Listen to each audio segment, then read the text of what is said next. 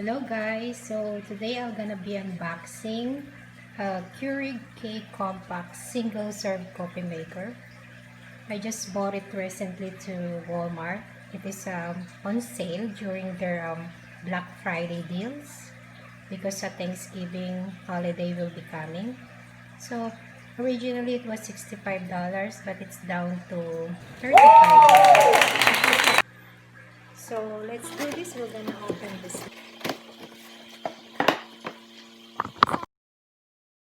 As you can see, you can have a Starbucks Dunkin or Green Mountain.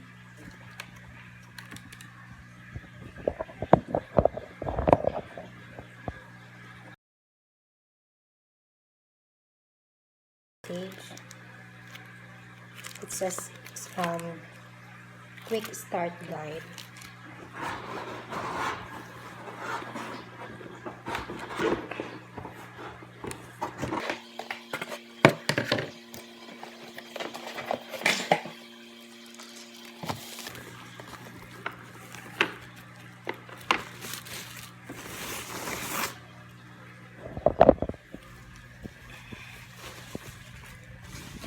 So, ayan guys, ganyan ang itsura niya.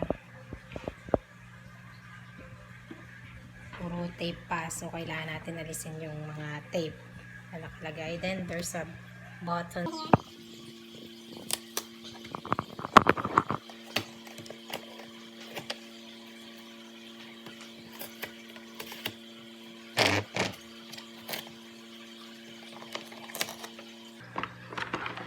And they have this.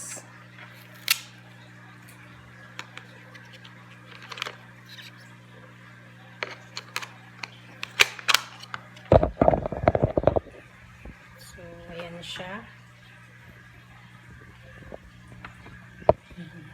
Ito yung lagayan ng water.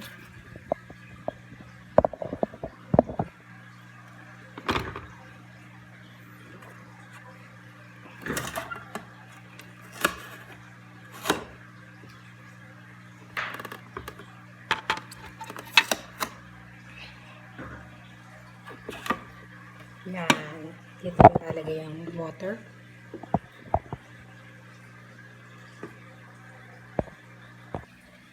So, ayan na guys, sinaksak ko na siya. And then, nilagyan ko na rin siya ng water.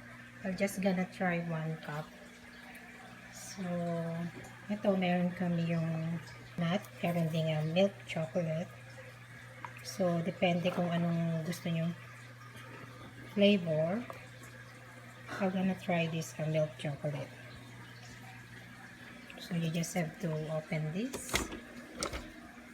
And then, put this in. Put the cap here. Press the bottom on. So as you can see, it's on. And then kung gusto nyo nung small, medium, or large serving.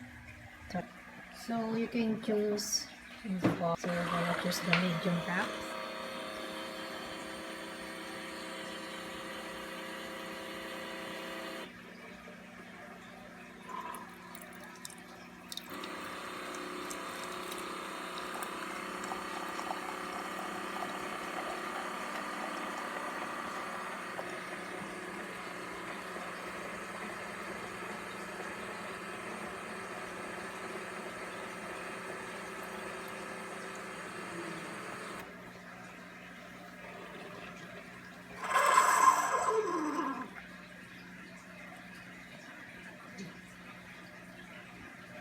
And there you go. It's ready to drink. Okay guys, just to let you know, I'm not an endorser of this Keurig coffee maker. It just happened that I'm a coffee lover. Bye guys, thank you for watching.